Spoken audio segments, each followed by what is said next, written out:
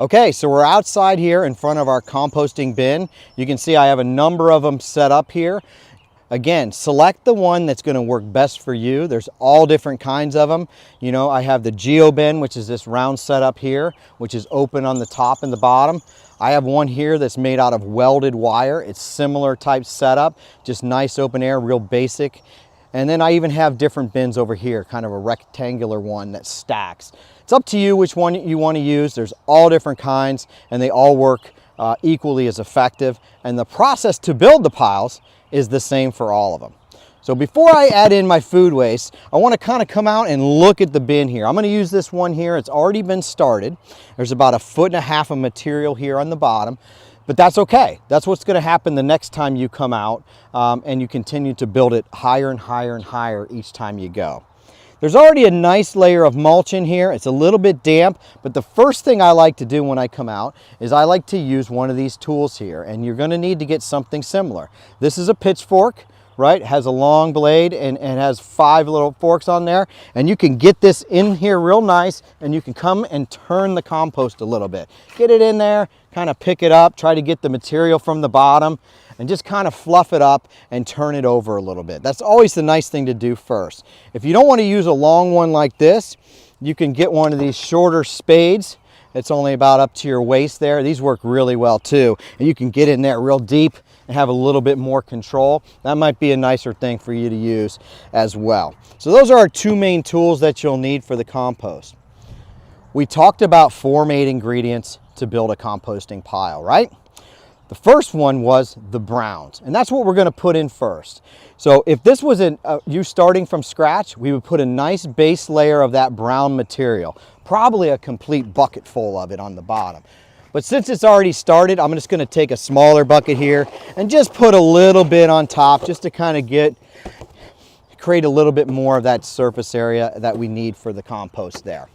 The second thing we want to put in is the greens. And the greens, if you remember, is the food waste. So I have that right here. We're going to go ahead, take that off. We're just going to dump that right on top there, right? So that's all your fruits and your vegetables that you've been cutting up.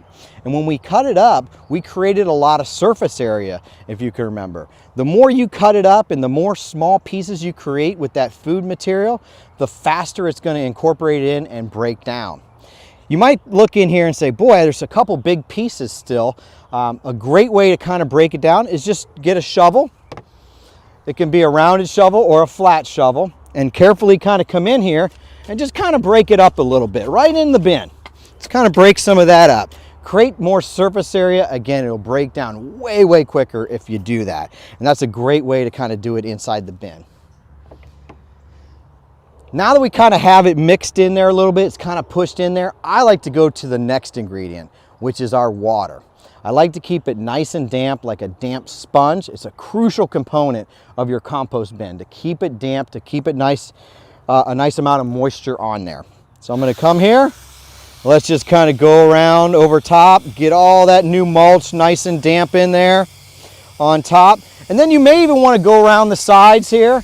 Get some of that area down below, around back. Get it nice and damp in there. Okay, so now I have this food that's kind of on top. It's sort of mixed in. I've got it nice and damp. We want to take some more mulch or some more brown material and cover up your food that we just put in there. And it does a couple things. It helps to create that balance, that kind of 2/3 to 1/3 mixture that we want. And also it helps to contain the food in there so you don't get a lot of flies and pests and things like that kind of getting on top, and keeps that smell down a little bit if there is one. So we're going to put that right on top there. So now we have our browns in there. We have our greens in there. We've added some moisture in there, and if you want to, you can kind of go back in here and just get this a little damp on top. Doesn't hurt it at all. Just get it nice and damp, just that new material in there. And there's our compost bin, right? Wait a minute. There's a fourth component, right? Remember, this is an aerobic process. It requires air. That's why we turned and incorporated it a little bit before we started. But you could also go back in here at the end and kind of take one of the pitchforks and just kind of stick it in there a little bit and move it around. Just move it around. What that does, it creates little air pockets so it doesn't get too compressed down there. And that's something you're gonna wanna do every time you come out and add more food waste. Get out here and turn and incorporate it in the compost. And we're gonna get into that in the next short video that shows how we're gonna screen our compost and what it looks like when it's ready. So let's go back to the main area. I'm gonna answer some of your questions on this and we'll keep going.